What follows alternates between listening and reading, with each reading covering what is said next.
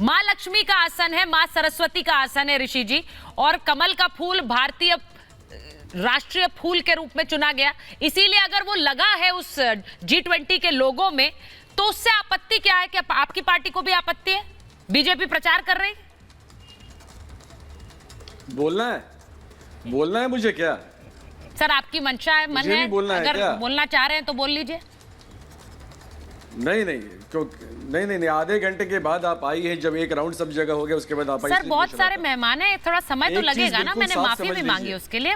बोलिए please. Sir madam मुझे 2 minute का वक्त दीजिए, उसके बाद आप लोग अपना बहस करते रहिएगा।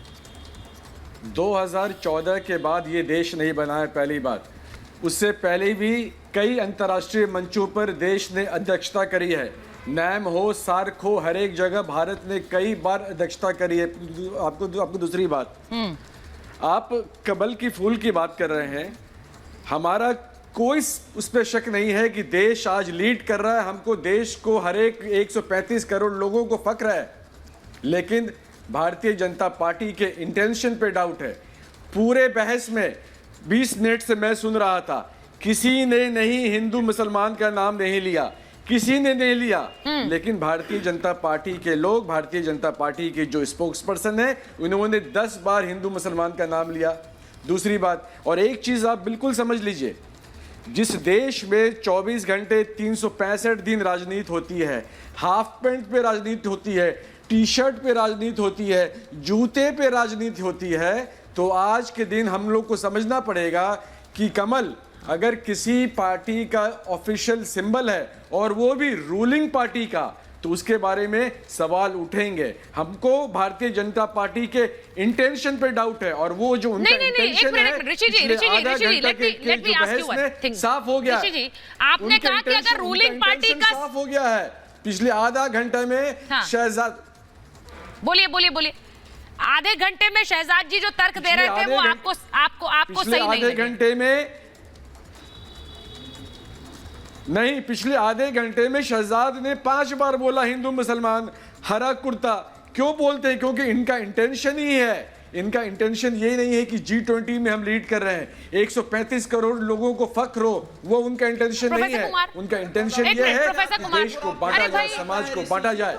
ये इसलिए सवाल हमारा है। वो कह रहे स्क्रीन नहीं था उनके सामने। लेकिन मुझे एक बात बताइए, चलिए अच्छी बात है, सब लोग एकजुट हो गए भदौरिया जी के नाम पर। मुझे एक बात बताइए ना, प्रोफेसर कुमार कुछ दिखा रहे हैं, बताइए सर क्या? देखिए, मैंने 1857 का संग्रहालय जब बनाया लाल किले के अंदर, तो उसमें 2 चीजें लगाई। हमारे सैनिक क्रांतिकारियों ने दिल्ली में आके जो झंडा अपनाया था, वो ये झंडा था, हरे रंग के ऊपर कमल का फूल और एक तरफ रोटी। ठीक है। एक साहब ने अखबार में लिख दिया कि बीजेपी का झंडा संग्रहालय में लगा दिया।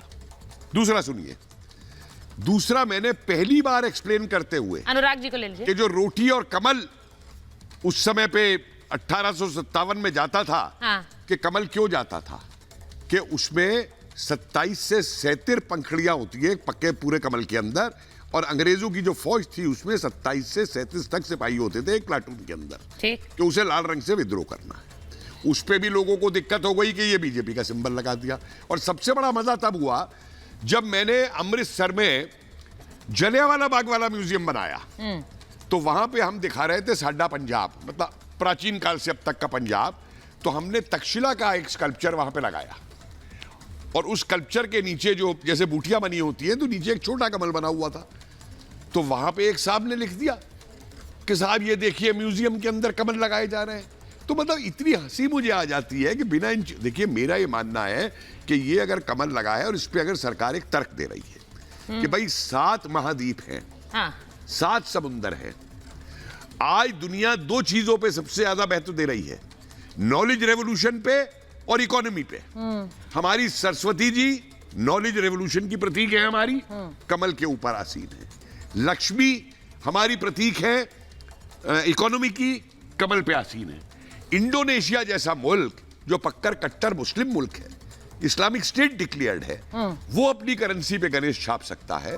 उसने जो सिंबल G20 का आज दिया हुआ है, वो बाली के बुद्ध और जो हिंदू कल्चर का समावेश है उसको डाल सकता है। तो बजाय इस चीज को एक सार्थक तरीके से बात करने, और यहाँ एक और सोल्यूशन मैं आपको दे दूं, आइंदा के लिए मैंने ये बात तब भी कही थी जब नाम वाम बदलने की बात होती थी, मैंने तब भी ये आर्गुमेंट दिया था कि भैया एक नेशनल कमीशन बना दीजिए प्रेसिडेंट के अंडर में, ठीक है। 4-5 लोगों की, और वो हमेशा तय ठीक करा है, करे मैं एक बार अनुराग जी के पास जा रही हूं। होगा, अनुराग क्या जी, G20 का होगा, क्या किसका होगा, ये झगड़ा ठीक है। फालतू का खत्म हो अब जाए। अनुराग